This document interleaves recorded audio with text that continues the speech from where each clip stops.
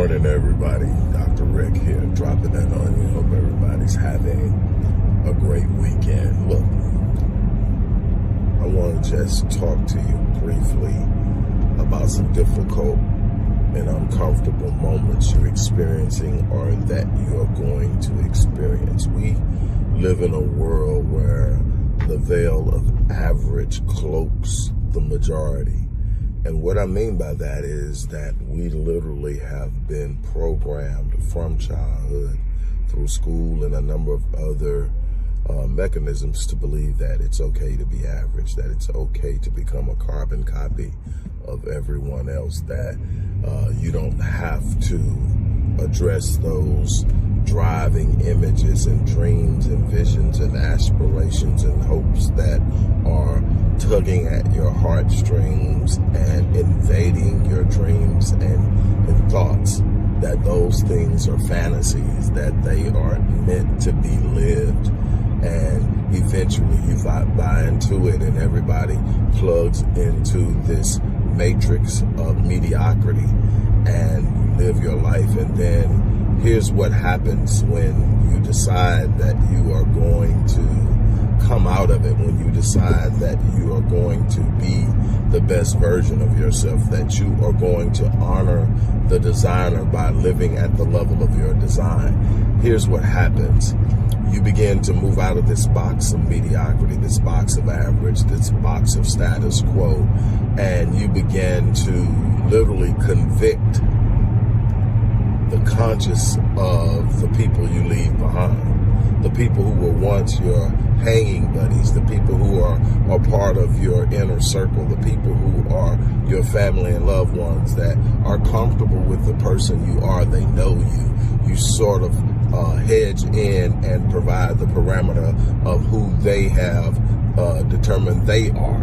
And when you start to move outside of the box, you convict their conscience. You convict their conscience of mediocrity. You convict their conscience that the excuses that they have been making, the blaming that they have been doing, and all of the other reasons why they have to remain average are only excuses and not true reasons. You are now the enemy. They can't be happy for you. And this is where a lot of people who come to me are at when they come to work with me. They're here. They're at this place where this new pursuit is uncomfortable. First of all, it's uncomfortable because it's unfamiliar. You haven't been there before. And the first thing I'll tell everybody is stop consulting your past for permission to change your future, because your past can only give you what it's seen, and where you're going you haven't been before. You have to be willing to use your mind, your creativity, your imagination. You have to consult your vision. You have to consult your dream. You have to consult your hopes, not your past. That's the first thing.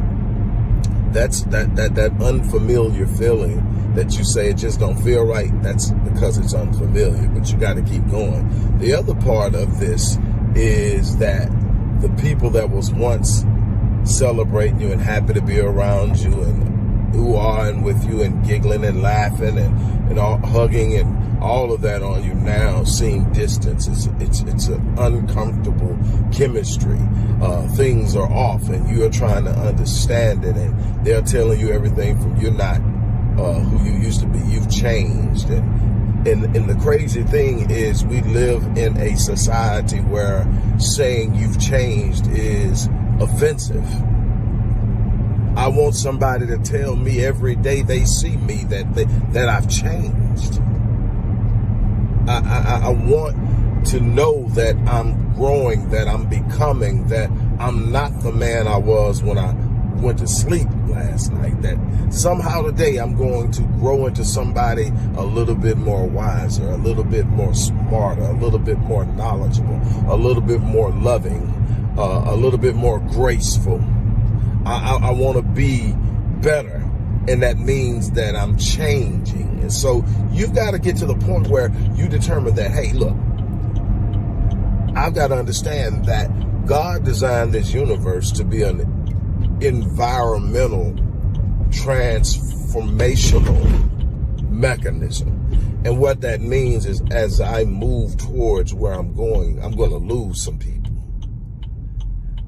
Some people are going to become alienated. Others will simply distance themselves. And then there will be those who will stick around just to try to throw a wrench in the program. And you've got to be willing to tell them it's time to move on. It amazes me how comfortable we are. One of the most impactful moments of my life is when God communicated to me that he wasn't going to somehow magically remove me from what I was going through. And it was painful. It was scary. It was difficult. It was one of the most challenging moments of my time, of my life. And God's communication to me, though not audible, was as clear as you can imagine. And it was real simple.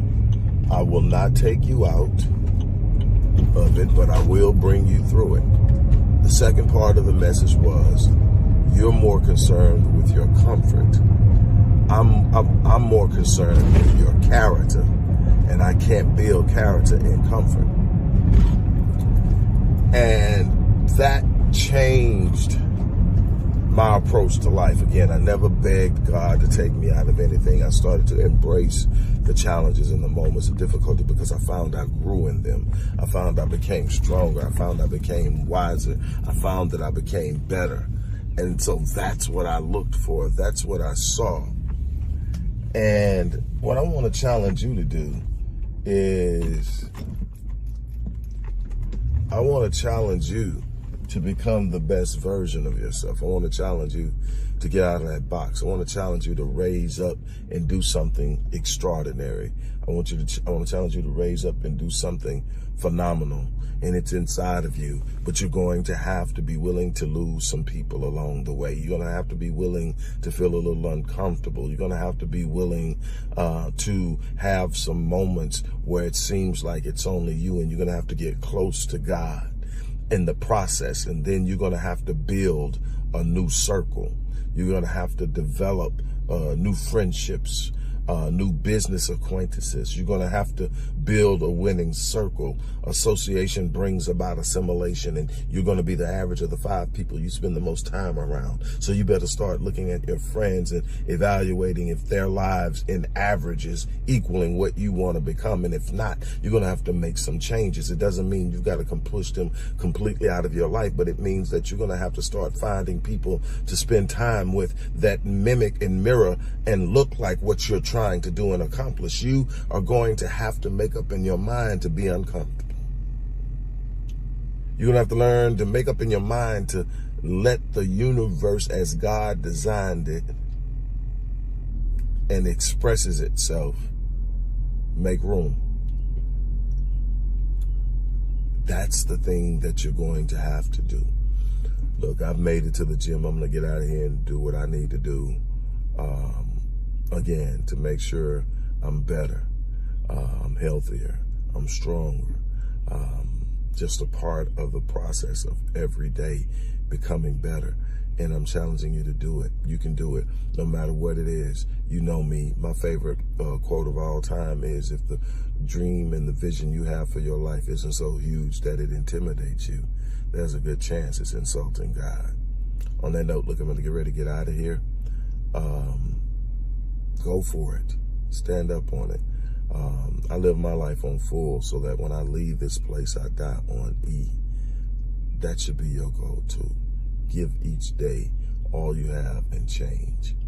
Look, for those of you who may be interested in working with me or learning about the programs we have at the Visionetics Institute that help people achieve these phenomenal dreams and visions, look in the description box and there are some links that you can check out. I've limited the number of people who I can work with in a given time, but I have some slots open, and I would love to see people who are truly committed step in. On that note, I am out of here.